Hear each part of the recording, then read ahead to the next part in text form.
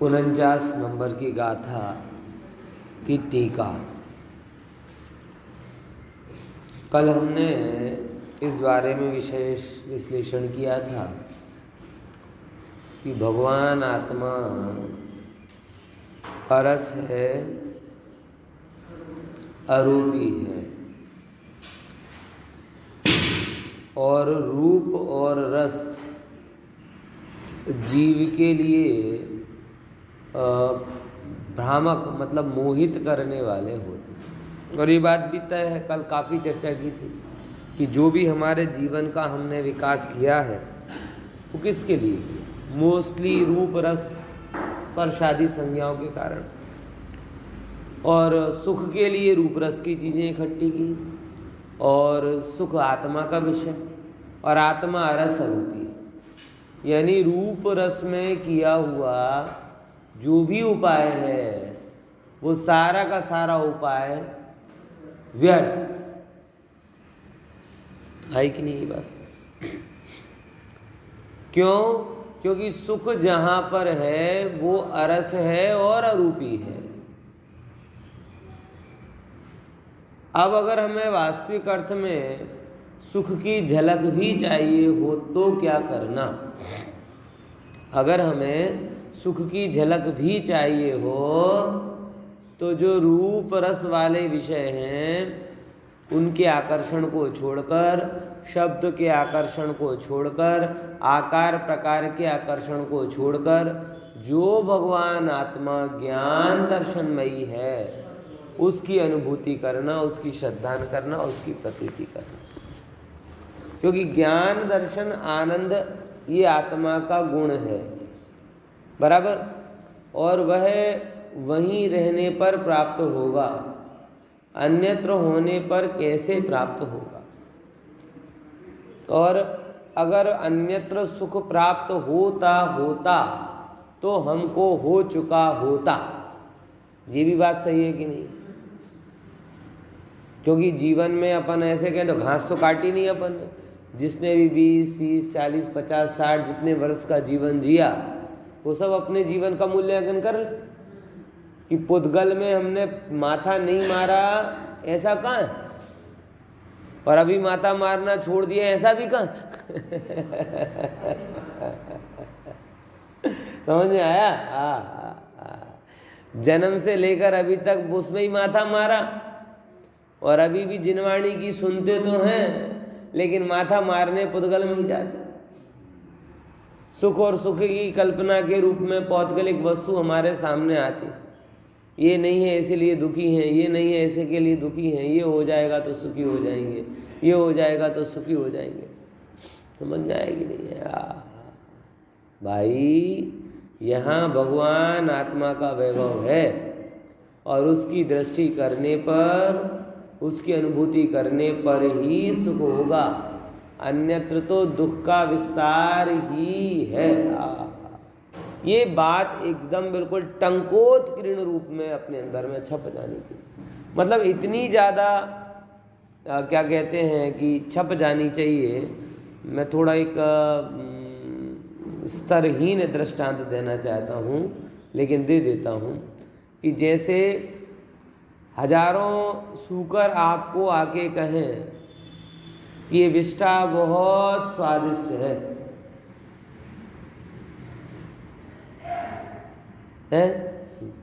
कितनी दृढ़ता आपकी उस एक सेकंड के लिए आपके अंदर में कंफ्यूजन आएगा क्या?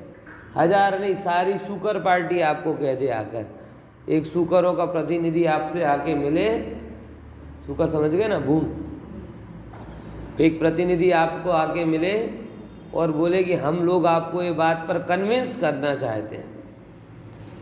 देखो हमारे पास हजारों लाखों लोगों सुअरों के अनुभव हैं, आप हमारे साथ बात तो करो, है? हम वर्षों से यही करते आ रहे हैं और ये बहुत स्वादिष्ट है, बराबर।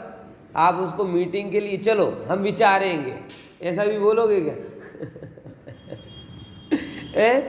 मतलब कितनी दृढ़ता आपके अंदर में आएगी कि अब ये अभी तो देखो दुनिया में तो एक व्यक्ति आपको कह देता है कि ना यार पहली जगह का खाना तो बढ़िया है, रात को खाने में मज़ा है, अभक्ष खाने में मज़ा है, और आप एकदम कोसने लगे, अरे यार वो तो नियम ले लिया, नहीं तो कितना मज़ा आ जाता, नहीं तो ऐसा हो जाता है। किसी ने बोला कि 2-5 लाख रुपए में खर्च करके विदेश घुमाओ, मज़ा है, आपको तुरंत अरे यार कहीं से पैसे लाओ, एक बार इसकी बात मान तो लें, एक बार देख के तो आए, जाके तो देखें, खा के तो देखें, ये तो देखें, वो तो देखें, है बोलो कितना। यहाँ पे हम कह रहे हैं कि रूप रस में सुख नहीं है, लेकिन श्रद्धा, और आप वहाँ भी कर रहे हो, लेकिन श्रद्धान कितना, जिनवाणी सुनने जितना। जैसे ही बाहर निकलते हैं, कोई आपको पैसे की गर्मी बताता है, कोई रूप में मोहित होता है, कोई रस में मोहित होता है, कोई साधनों में मोहित हो जाता है, और तुरंत उसमें सुख लगने लगता है, और ये आत्मा में सुख है, ये बात। फिर दोबारा फिर 8 बजते हैं, फिर पंडित जी आते हैं, फिर बताते हैं आत्मा में सुख है, फिर 9 बज जाते हैं पंजाबियों के 12 बजना और पार्ली मंडल वालों के 9 बजना बराबर होते है। समझ आया? जैसे उनका भान छूट जाता है, ऐसे अपना भान छूट जाता है, फिर 8 बजते हैं तो फिर नींद आँख खुलती है। कब तक ये चलता है? भाई थोड़ा विचार करते हुए चलो, थोड़ा विचार करते हुए चलो। तो मैंने वो दृष्टांत दिया, मैं वो प्रतीति की दृढ़ता के लिए आपको दृष्टांत दे रहा हूँ कि हजारों अगर सुअर आकर आपको ये कहें कि भाई हम हजारों सालों से लाखों की संख्या में यही खा रहे हैं और हम बड़े संतुष्ट हैं, तृप्त हैं, बड़ा आनंद आता है, तो खाने की बात तो दूर, छूने का और इस विषय में विचार करने का भी भाव आपके मन में नहीं। समझ में आया? ये ज्ञानी का श्रद्धान है, ये ज्ञानी का श्रद्धान।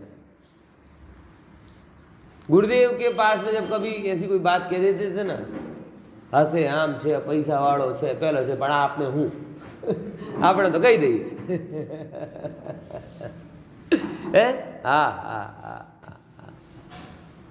समझ में आया? क्योंकि जब आपने उस अलौकिक वस्तु जिसको रूप रस गंध धन वैभव आदि के द्वारा खोजे ही नहीं जा सकता, वो बिल्कुल जैसे अपने लिए सुअरों का भोजन अविचारणीय है, भक्ष्य तो है ही नहीं, विचार करने लायक भी नहीं, ऐसे ज्ञानी के लिए ये जड़ वैभव विचारणीय भी नहीं है, भोगने का मन तो होता ही नहीं। लेकिन क्या कि जो अभक्ष्य है, मतलब जिसे छुआ भी नहीं जा सकता और जिसके संसर्ग से नियम से अधोगति हो, ऐसे उन भोगों के बारे से हम क्या विचार करें? और यही बल होता है कि सारा जगत कहता है, मतलब कहते ना कि चक्रवर्ती का वैभव भी उसके लिए विचारणीय भी नहीं लगता है। आप समझो इस बात को। अपन लोगों की तो हालत ऐसी होती है, कोई जरा सा लाभ बता दे कि भाई ये लाभ है, तुरंत विचार चलो, अच्छा ऐसा लाभ है, फोन पे आ जाए ना किसी का कि साहब आपका ये इंटरेस्ट है, इससे ये हो जाएगा, वो जरा सा भी कोई बोल दे ना, तुरंत अच्छा ठीक है हम बताते, क्योंकि हमारी दौड़ कहाँ पे जा रही है? पूरी की पूरी रूप रस आदि के पीछे जा रही है, और उसका साधन धन लगता है, तो 24 घंटे चिंतन में धन रहता है। बराबर ख्याल में है कि नहीं है? इसीलिए प्रभु चैतन्य की प्रभुता जिसको ख्याल में आई, वो जड़ से सहज विमुख हो गया, उसके लिए उसे क्या मेहनत करनी पड़ी? ये तो हम जैसे हैं जो बीच में खिंचते चले जाते हैं। क्यों? क्योंकि ये भी सुन रहा है, वो भी सुन रहा है, तो ये भी अच्छा लगता है, वो भी अच्छा लगता है, बराबर यही खिंचाव तनाव अपना चलता रहता है। जब जीवन में ये गहराई से समझेंगे कि ओहो धन तो धूल के समान है, वैभव नरकादि गतियों का कारण है, ये तमस्त भोगेक्षाएं जीव के अधोगमन का कारण है, तत्क्षण ही जीव उनसे विमुख हो। समझ में आया? एक एक करके अब यहाँ पे बताएंगे टीका में कि आत्मा अरस क्यों नहीं, ऐसे 6 बोल टीका में क्या बताएंगे कि हम ऐसे नहीं बोल रहे कि एक बात से मान लो कि रस नहीं है, लेकिन यहाँ पे बताएंगे कि ये क्यों नहीं है, और इस क्यों नहीं के पीछे मूल बात ये है, आत्मा को अरस बताने का कारण ये है क्योंकि रस से हम परिचित हैं, रस के पीछे मोहित हैं। और इस मोह की पराकाष्ठा मैं आपको बताऊं रस के पीछे की, कई बार मैं इस बात को कहता हूं कि मनुष्यों के दुनिया में किसी भी प्रजाति ने अपने भोजन में परिवर्तन नहीं किया। सबसे ज्यादा परिवर्तन किसने किया? समझ में आया? हजारों हजार प्रकार की वानगियां किसने बनाई? मनुष्य। एक एक वेज बुक मिली थी मुझे ऑनलाइन पर, जिसमें 40,000 प्रकार की वेज वानगियां थी। कितनी प्रकार की? नाम भी नहीं बताऊंगा आपको ये तो अभी डाउनलोड हो जाएगी। 40,000 प्रकार की, मतलब अब विचार रहो कि 40,000 प्रकार क्या है कि लाखों लाखों लोगों ने करोड़ों करोड़ों बार जो एक्सपेरिमेंट किए, उस एक्सपेरिमेंट के परिणाम स्वरूप इतना है कि रोज नहीं बनाओ ना एक, तो भी तुम्हारी जिंदगी पूरी हो जाए। 40,000 मतलब बहुत होते, 120 साल तो कोई नहीं जीता हो। एक ओवर है, और ओवर करिए तो है, रोज नहीं बनाओगे तो भी तुम्हारे घूटे। इतना ज्यादा जीव ने जो दिमाग का विकास किया है, किसके लिए? रस रस रस है। क्या कहाँ से आ रहा हो? खा के आ रहा हूँ। क्या करोगे? जाके खाऊंगा है? मतलब जीवन में और कोई विचार ही नहीं होता। एक मूर्छा की बात देखो, ये सब लोग अहमदाबाद वाले अपन सब लोग विचारते होंगे, जैसे जब कभी भी संडे के दिन परिवार के साथ बाहर निकलो ना, बराबर, और अगर कुछ खाए पिए बिना आ जाओ वापस, तो सबको ऐसा लगता है कि जैसे किडनी डोनेट करके आ गए, कुछ किया ही नहीं है? विचार करके देखो, मतलब निकलते से ही सुख आशो, मतलब कुछ गए बाहर निकले, अगर आपने कुछ खाया कुछ पिया तो तुम्हारा बाहर निकलना सफल, और नहीं खाया पिया तो बोले कहाँ गए थे? बोले कहीं नहीं। क्या खा के आए? बोले कुछ नहीं, तो फालतू। मतलब इस हद तक हमारे दिमाग में ही रहता है। सफर में जाएंगे तो खाना तो होगा ही होगा, पूरे टाइम मुंह चलता रहे तो ये मुखवास ना वो ये, और ये सब इतनी चीजें क्यों बिकती? खाते जाओ खाते, मतलब वो तो स्पष्ट ही है, कहते ही हैं सब लोग, इस जीव को, मतलब डॉक्टर साहब भी कई बार कहते हैं और लगता भी यही है, या तो त्रियंच गति से आया है या त्रियंच गति में जाना है, या तो संस्कार लेके आया है या ट्रेनिंग ले रहा है, दो में से कोई, क्योंकि ये मनुष्य गति का लक्षण तो नहीं है। सीधी सी बात, समझ में आया? ये पशुओं के लक्षण हैं कि जो मतलब कितना ही बड़ा पेट हो, मुंह तो मारे गए। समझ में आया कि नहीं? विचार कर। तो भैया मैं ये अपेक्षा नहीं रखता हूं कि आप लोग इस रस के मोह में पड़े, क्योंकि मैं तो ये मानता चाहता हूं कि आप आसन्न भव्य हैं। समय सार की इतनी सुंदर आत्मा की बात सुन रहे हो तो ऐसे रस के प्रति मोहित होने का क्या मतलब? हाँ, हमें ये पता है कि भाई जीवन निर्वाह के लिए भोजन चाहिए पड़ेगा, ये इस पर्याय का सत्य है, और ये मतलब 6वें गुणस्थान तक व्यक्त रूप में होता है और 12वें गुणस्थान तक अव्यक्त रूप में ही रहता है। ये बात समझ में आ गई कि नहीं आई? क्या बोला?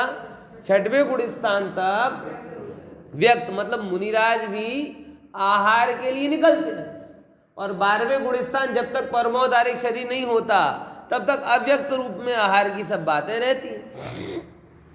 तो ये तो सही है, लेकिन ये क्या बात हुई कि रस के आकर्षण के पीछे जब चाहे, जो चाहे, जहां चाहे, जैसा चाहे वो सब पेट में डालते जाओ,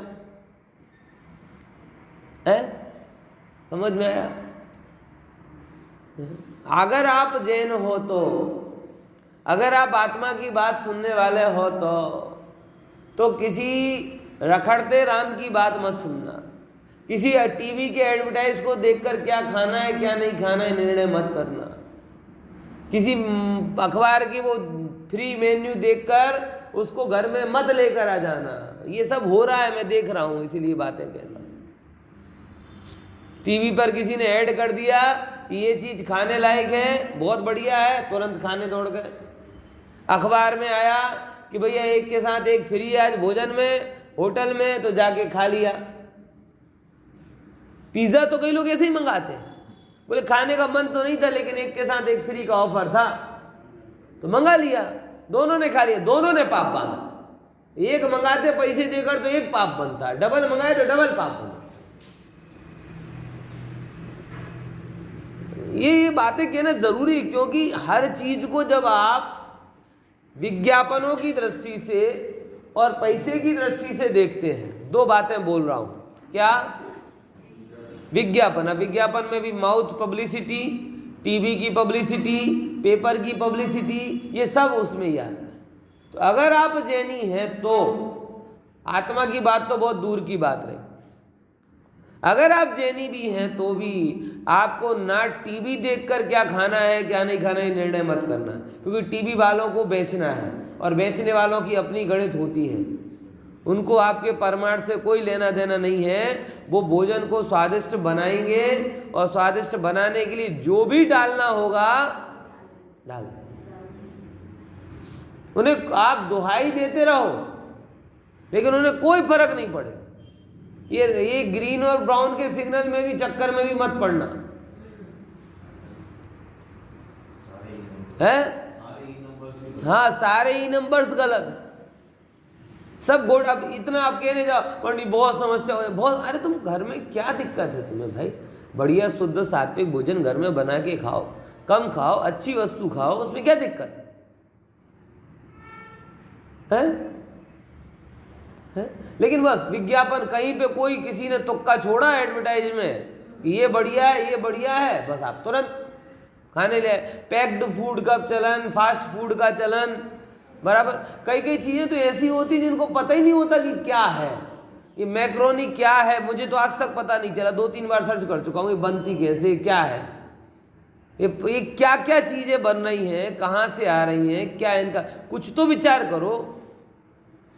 एक बात कहूँ भैया आपको, जैन शास्त्र ये कहते हैं कि जिस भी वस्तु का आपको मूल से लेकर चूल तक का खबर ना हो वो वस्तु अभक्ष की कैटेगरी में ही आती है। मतलब तमाम अभक्ष पदार्थ के सेवन से जो दोष लगता है वो उसमें लगता है। अब इसमें से कितने लोग ये जानते होंगे कि मैक्रोनी कैसे बनी, ना पास्ता कैसे बना, और मैं तो उतने नाम भी नहीं जानता, कौन कौन सी चीज़ें आती जाती हैं, देख के सरप्राइज हो जाता हूँ ये भी है। और लोग कहते अच्छा नहीं है खा लो, खा के देखो। ये सोच ही जैन की नहीं, जैन पहले परखता है। अभी इस विषय में ज़्यादा विस्तार नहीं करना चाहता, लेकिन वो जरूरी है थोड़ा, इसलिए कह रहा हूँ। तो आप अगर जैनी हैं, अगर आप जैनी हैं तो आप किसी विज्ञापन के चक्कर में नहीं आएंगे। मैं ये नहीं कह रहा कि आप स्वादिष्ट भोजन नहीं करें, खूब करो भैया, अच्छी बात है, अभी आपका रस नहीं छूटा है, लेकिन भक्ष स्वाद रखो। अभक्ष में काय का स्वाद है, समझ में आया? तो विज्ञापनों के चक्कर में नहीं आना। विज्ञापन में तीनों बातें बोल दी, माउथ पब्लिसिटी, पेपर में ये जो आती है, और इलेक्ट्रॉनिक जो भी। कोई भी व्यक्ति आपको भले कितना बोले, लेकिन आपको जब तक उसका पता ना हो है तब तक आप नहीं करो। सिंपल सी बात, इसमें आप भूखे नहीं मर जाओगे और बीमार भी नहीं पड़ोगे, स्वस्थ रहोगे। और आज ये सब बोल रहे हैं भैया, हम अकेले जैन तो कब से बोल रहे हैं, लेकिन डॉक्टर से मिलो तो वो ये बोल रहे हैं। किसी को नहीं पड़ी, सबको वस्तु, ना आपकी तबीयत से उनको कुछ लेना देना है, ना आपके धर्म से कुछ लेना देना। बराबर ख्याल में यार। तो एक बात, दूसरे नंबर की क्या बात बोली थी वहां पर कि फ्री के चक्कर में मत पड़िए। किसके चक्कर में? फ्री के चक्कर में, कि कोई सबस्टैंडर्ड वस्तु मफत में भी दे ना, बराबर, कि भाई होटल में विज्ञापन देख लिया, बहुत महंगा पड़ता है, ये घर घर कूपन दे के चले जाते हैं। आपको लगता है मफत में, कोई मफत में नहीं होता। इनका जो बिल आएगा ना वो अगले भाव में आएगा, चुकाते चुकाते दम निकल जाएगा, बराबर। इसीलिए मफत के चक्कर में भी नहीं पड़ना है, असमय में भी नहीं खाना, अवक्ष भी नहीं खाना, असमय में नहीं खाना, अवक्ष भी नहीं खाना। भक्ष पदार्थों को सही समय पर सही प्रकार से खाना, बराबर। ये सब चीज़ें और इनके लिए जिम्मेदारी माताओं बहनों की ज़्यादा बढ़ जाती है। ये जो चलन जो चल गया है ना, कि बाहर में किचन के नाम पे ही माथे पे त्रिपुंड धारण कर लेना।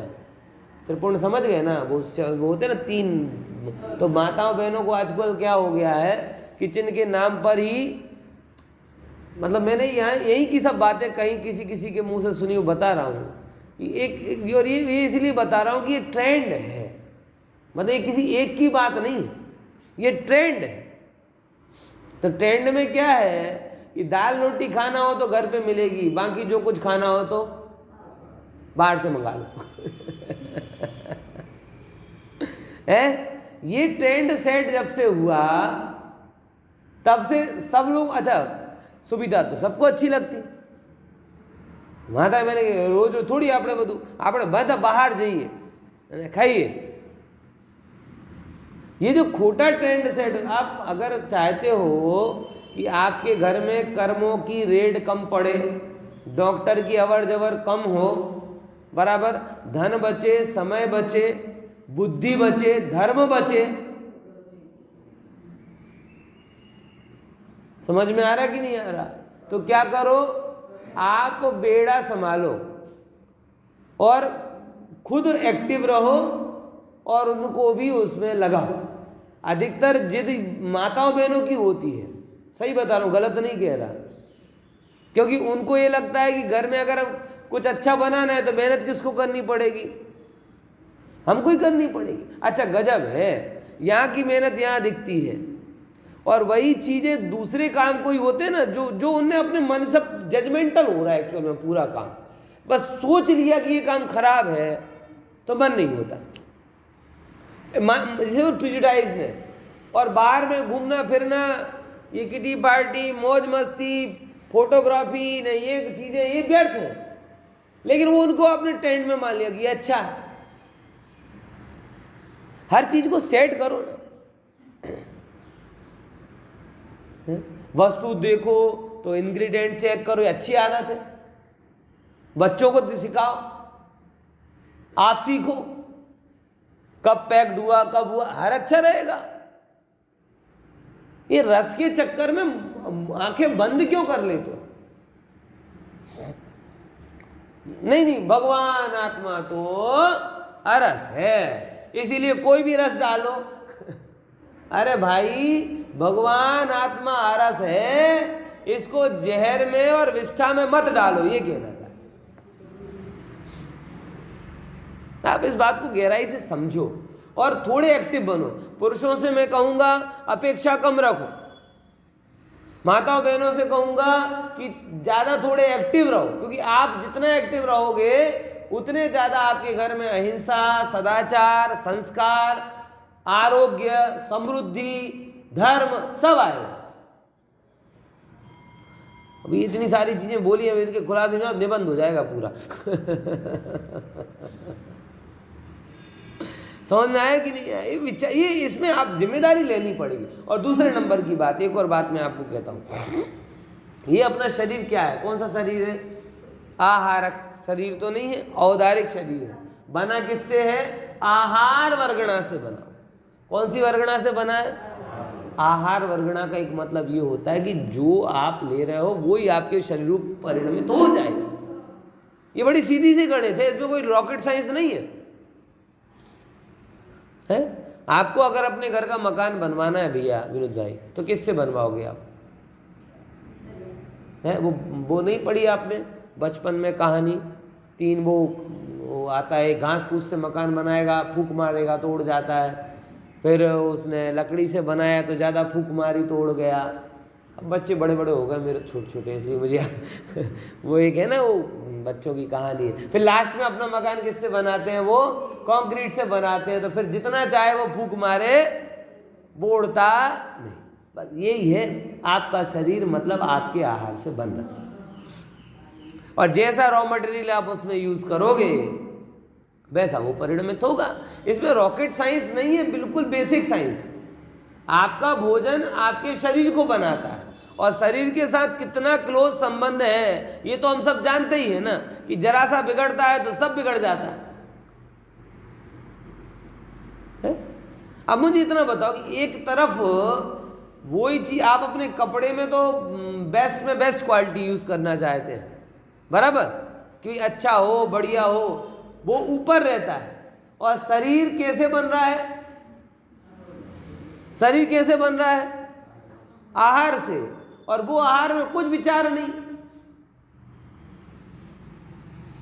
है? इसीलिए लोभी मत बनना। ये आहार आदि की वस्तु में अच्छी वस्तु है, सही समय पर मर्यादित प्रकार से सेवन करना, ये चीज थोड़ा विचारना। आप लोग एक्टिव होगे तो ये सब चीजें होंगी। आज मैं जिस सदाशिव दास जी की आखिरी बात और कह के अपने मूल अध्यात्म के विषय पर आऊँगा, चरणानुयोग का विषय पूरा हो जाएगा उसमें, कि सदाशिव दास जी एक बात कही है रत्नगण सावकाचार्य की टीका में, सबको ध्यान से सुनना, कि वर्षों वर्ष तक तत्व सुनने के बाद में भी अगर आत्मानुभवन नहीं हो रहा है तो ये अभक्ष भक्षण का फल जानना।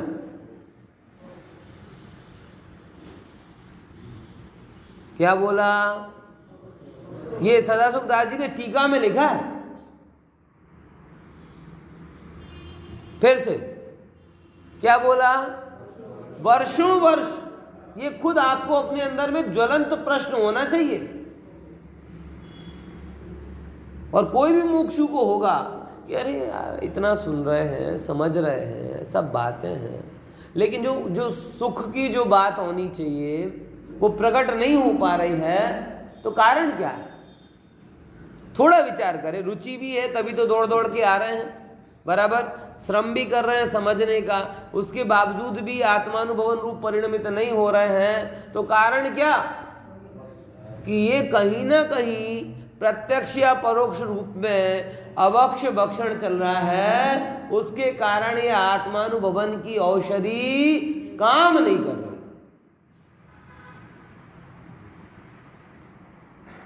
बात समझ में आई? समझे कि नहीं समझे? इसीलिए उपाय के रूप में भी बहुत सारी चीज़ें हैं, लेकिन अभी अपन उस पर उतना ज़्यादा नहीं जा रहे हैं। कि सबसे पहले तो मैं एक उपाय के रूप में ये है कि माइंडसेट सबसे इम्पोर्टेंट होता है। मैं जो बार बार जिस चीज़ पर फोकस कर रहा हूँ वो ये है कि आप जो व्यापारी है, क्या कहते हैं, अभी आज ही मैंने पढ़ा कोरोना कम होते माणिक बाग की रौनक फिर से लौट आई, पेपर में ही आया है। माणिक चौक, माणिक बाग नहीं, माणिक चौक। लो, वो माणिक चौक की रौनक तो आपने के लिए पैर रखने के लायक नहीं, क्योंकि जो रौनक रात को सजती हो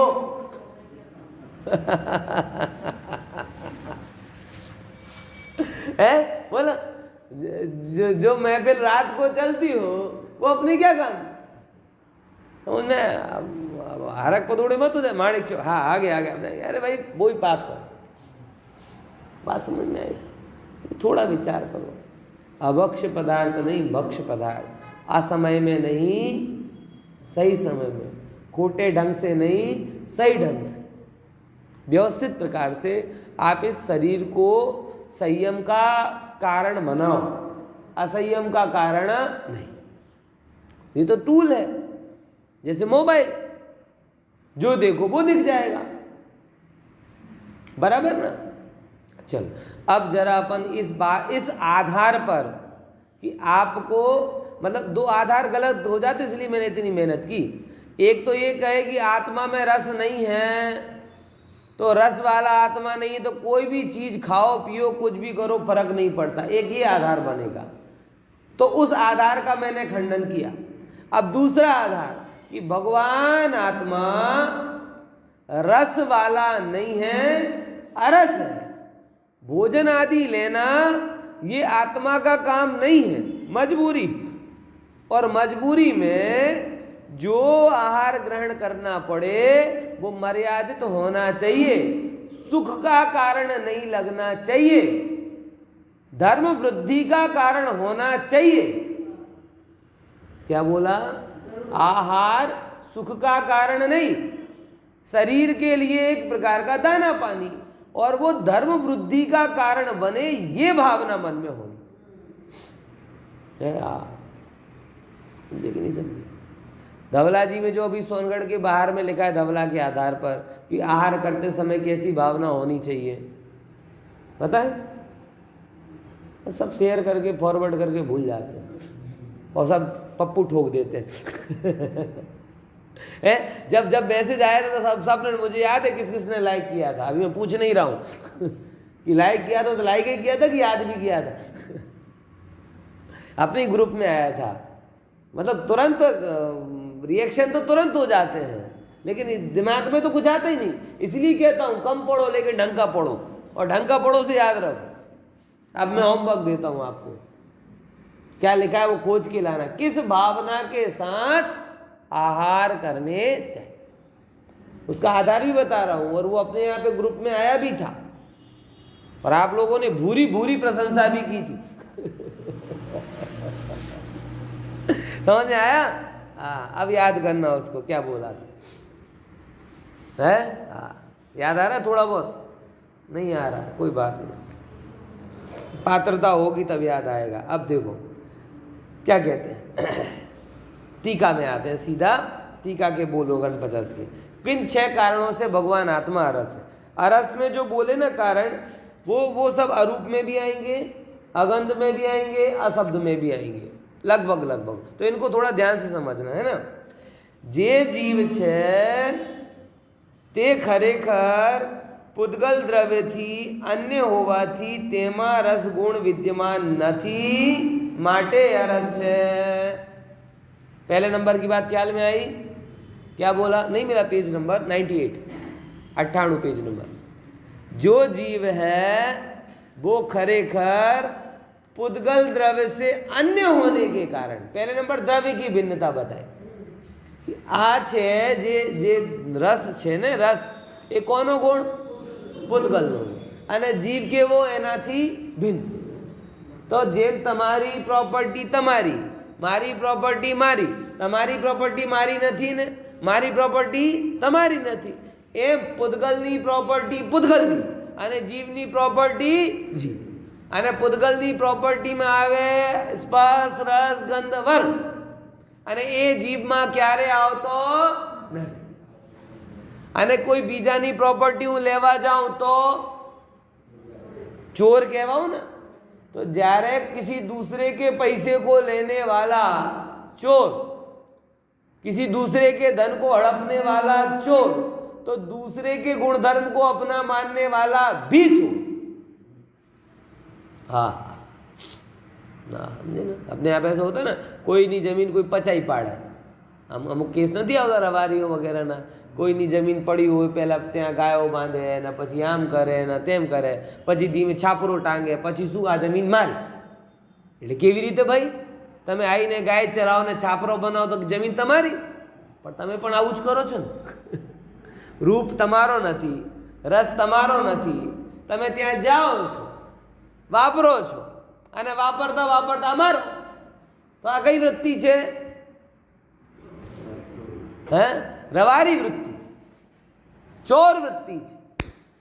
समझा कि नहीं समझा? हाँ हाँ हाँ, विचार करो। वाणियों ने आवो काम शोभे है? बनिया धन कमाता है, नीति से कमाता है, बुद्धि से कमाता है, चोरी से नहीं कमाता। ऐसे यहाँ पर है, हमें आनंद लेना है, ज्ञान से लेना है, वैराग्य से लेना है, स्पर्श रस गंध वर्ण से नहीं लेना। क्योंकि उससे लेने जाओगे तो जो द्रव्य तेरा नहीं, उस द्रव्य को अपना कहने का पाप, मिथ्यात्व नाम का महापाप लगे। ख्याल में देखो, जे जीव छे તે ખરેખર પૂતગલ દ્રવ્યથી અન્ય હોવાથી તેમાં રસ ગુણ વિદ્યમાન નથી, માટે અરસ છે, રસ નથી માટે અરસ એમ। હવે જો હવે ગુણની વાત કરે, બીજા નંબરનું પોઈન્ટ, એક પોઈન્ટ થઈ ગયો ને, આત્મા अमृतचंद्र आचार्य कुंद आचार्य देव कह रहे अरस, और अमृतचंद्र आचार्य देव उस अरस की सिद्धि के लिए एक नहीं, दो नहीं, तीन नहीं, 6 तर्क दे रहे। पहले नंबर तो ख्याल में द्रव्य की अपेक्षा आत्मा अरस है। अब देखो दूसरे नंबर, પૂતગલ દ્રવ્યના ગુણોથી પણ ભિન્ન હોવાથી પોતે પણ રસગુણ નથી, માટે અરસ। ये रसगुण किसका गुण है? पूतगल का। चैतन्य में रस है, लेकिन चैतन्य का रस चेतनामयी है, जड़मयी नहीं। समझ में आया? चैतन्य का रस कैसा है? चेतनामयी। हाँ, ये बात जरूर है कि हमें रस का आकर्षण है, इसीलिए ज्ञानी भी उसको कभी जड़ के रस से समझाते। जैसे सोगानी जी से पूछो कि आत्मानुभवन पे कैसा लगता है, तो एक सुंदर दृष्टांत उन्होंने दिया, जो सोनगढ़ की म्यूजियम में उसकी चित्र भी बना हुआ है, चित्र नहीं, मूर्ति जैसी बनी हुई है, याद है किसी को? फरी थी सोगानी जी जब से किसी ने पूछा कि आत्मानुभवन में कैसा लगता है, तो उन्होंने एक एग्जाम्पल के साथ में बताया, और वो एग्जाम्पल की प्रतिमा सोनगढ़ की म्यूजियम में बनी हुई। पंडित जी सोनगढ़ फरवा बहु लई जाओ छो, फरवा नहीं लई जाओ तमे, खाली खाली फरीने आवी जाओ छो, माटे आ समस्या छे।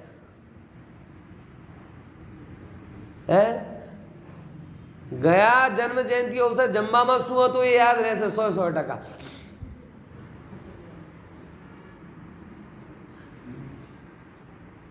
जो ત્યાં ચિત્ર છે, ત્યાં ચિત્ર છે, સોગાનીજીનું ચિત્ર છે ને, આમ શેરડીના ગ્લાસ 4-5 પડ્યા છે, તો શું કહે છે કે જે હવે યાદ આવી ગયો કે જેમ શું કહેવાય, જેઠના મહિનામાં मई के महीने में एकदम थके हारे कोई आए हो, तो आपको अगर कोई गन्ने का रस दे, શેરડીનો રસ આપે, तो 1, 2, 3, 4 આમ બેક ટુ બેક તમને શું થાય?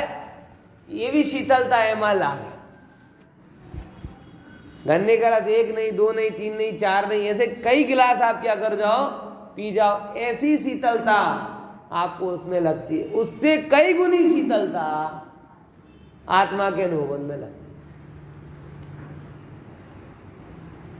बोलो, આપણે તો આત્માની વાત સાંભળવા માટે પણ છાયડામાં જવાની જરૂર લાગે છે। તડકામાં સહીએ તો આત્માની શીતલતા નથી લાગતી, તાપ જ લાગે। उपवास करके प्रवचन सुनाओ तो अच्छा नहीं लगता, वो आत्मा का रस नहीं आता। भरपेट करके भले वो झोंके लेते लेते मस्त रस आता है। भाई बात बहुत अलग है। इस बात की रुचि होना, इस बात की प्रतीति होना, इस बात के लिए उद्यमवंत होना, ये बहुत अलग है। सुनना अलग बात है, लेकिन उसका रसिक बनना बहुत अलग है। समझ में आया? और पंडित बनने से मोक्ष की गारंटी नहीं, लेकिन आत्मरसिक बनने से 100% मोक्ष की गारंटी है, ये समझ ले। पंडित बन के भाव खत्म हो जाएगा, कोई गारंटी नहीं, बल्कि भाव बढ़ भी सकते हैं। लेकिन जो आत्मा का रसिक है ना, केवल ही भगवान ने जाना है कि उसकी ज्यादा भाव नहीं। और आत्मा का रस कब उत्पन्न होवे? ये जड़ता का रस छूटे तब। सीधी गणित है।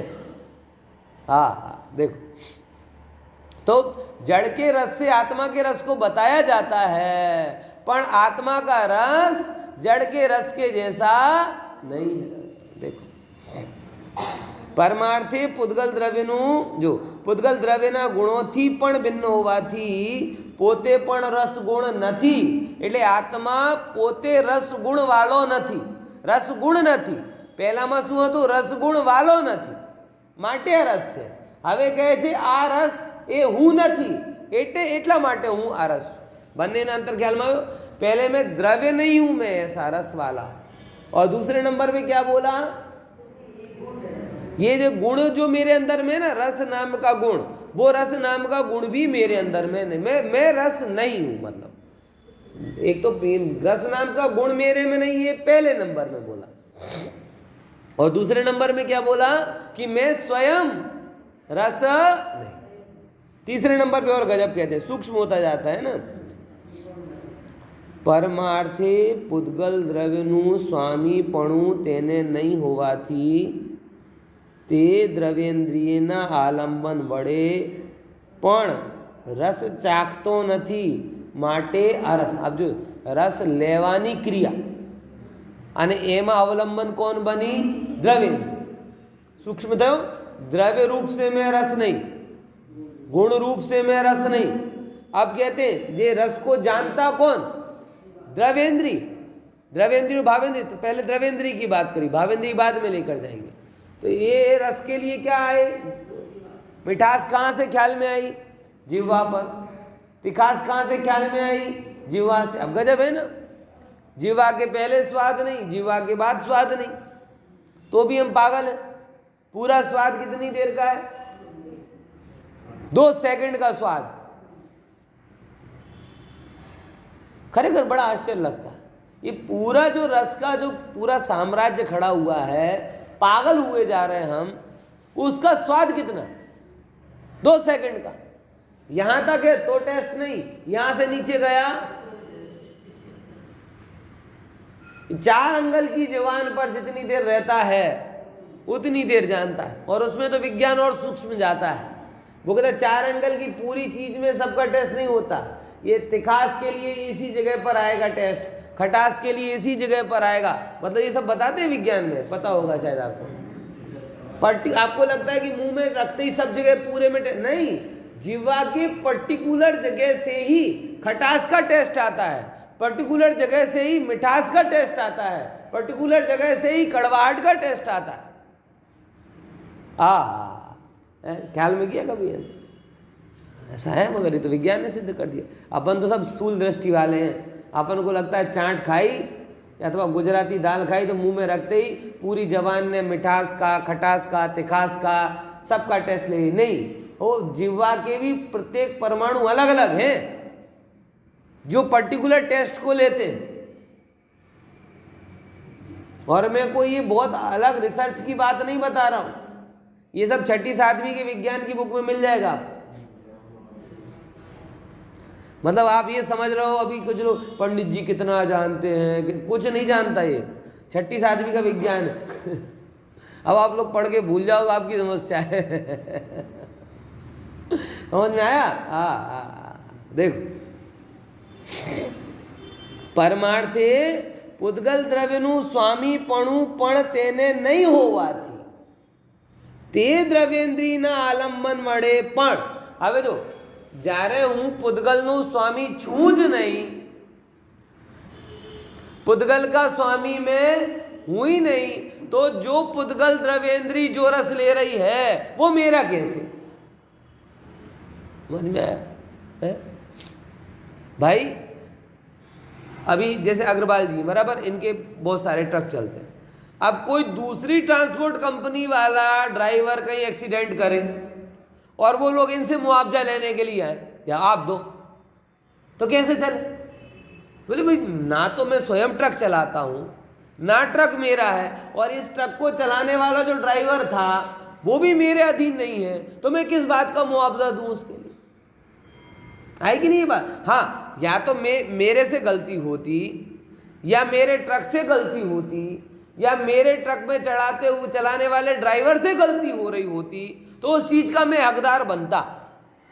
पर ना ट्रक मेरा, ना ड्राइवर मेरा, और ना मैं स्वयं, तो तुम मेरे से क्यों आ रहे हो मांगने? वैसे ही यहां पे कह रहे हैं, परमार्थ से पुद्गल द्रव्य मेरा नहीं, गुण मेरा नहीं, और पुद्गल द्रव्य को जानने वाली जो द्रव्येंद्रिय है वो कौन है? बोलो ड्राइवर भी मेरी नहीं। द्रव्य में नहीं, गुण में नहीं, और जिस द्रव्येंद्रिय से मैं ये जान रहा हूं वो भी मेरी नहीं। तो जब कुछ ही कहीं पर भी मैं हूं ही नहीं तो मैं रस वाला कैसे हो गया साहब?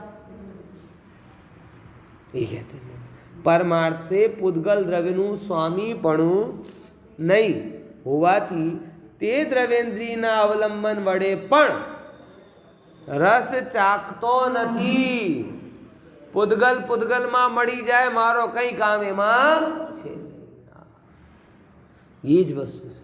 देखो रस बनता कब है? रस और ज्ञेय दो में अंतर है। जानने का विषय बना वो ज्ञेय, और आनंद का विषय बना वो रस। समझ में आया?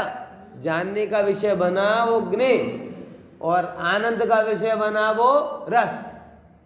एक आश्रव और एक ज्ञेय, ऐसा है। माटे रस है। હવે જો હવે કહે સાહેબ ठीक है, अब और सूक्ष्म जाते हैं। चौथे नंबर की बात बोले ठीक है द्रव्येंद्रिय तक तो पुद्गल थे, अब तो ये जीव आ गया ना। देखो પોતાના સ્વભાવની દ્રષ્ટિથી જોવામાં આવે તો ક્ષયોપશમિક ભાવનો પણ તેને અભાવ હોવાથી તે ભાવેન્દ્રિયના અવલંબન વડે પણ રસ ચાખતો નથી, માટે અરસ છે। હવે જો गजब बात आई। बोले यहाँ तक तो बात बिल्कुल उतर जाती थी कि पुद्गल द्रव्य मेरा नहीं, पुद्गल गुण मेरा नहीं, और पुद्गल से बनी हुई द्रव्येंद्रिय मेरी नहीं, इसीलिए मैं अरस हूँ। लेकिन यहाँ कह रहे हैं कि लड्डू खाया और मीठा लगा, नींबू खाया और खट्टा लगा, तो ये मिठास और खटास किसने जानी? ये तो जीव ने जानी ना, कि जीव ने नहीं जानी? जीव ने जानी। तो कह रहे भाई सुन, जीव ने जानी, लेकिन ये कौन सा भाव है? ये क्षयोपशमिक भाव। ये ज्ञान में वो तुमने खरेखर नींबू की खटास को नहीं जाना। तुम्हारे ज्ञान की योग्यता में जो क्षयोपशम व्यक्त हुआ तुमने उसको जाना है। बोलो है? जैसे मैं ताजमहल को जानता हूं क्या? मैं आप लोगों को जान रहा हूं क्या? नहीं, मैं आप लोगों को नहीं जान रहा। आप लोगों को देखकर मेरे दिमाग में जो प्रतिबिंब बनता है मैं उसको जानता हूं, आपको नहीं जानता। ये गजब है, सूक्ष्म है, थोड़ा विचार करो। क्योंकि आपको जानता होता तो हमेशा एक सा ज्ञान रहता, लेकिन हमेशा एक सा ज्ञान नहीं। कभी जो है वो भी नहीं दिखता और कभी जो नहीं है वो भी दिख जाते। यानी आपको मैं जान रहा हूं ये 100% सत्य नहीं। मैं आपके निमित्त से मेरे ज्ञान में जो क्षयोपशम में जो चित्र बन रहा है ना, मैं उसको जाना, और वो चित्र आपकी योग्यता से बन रहा। चलो इस पे थोड़ी चर्चा कल करें।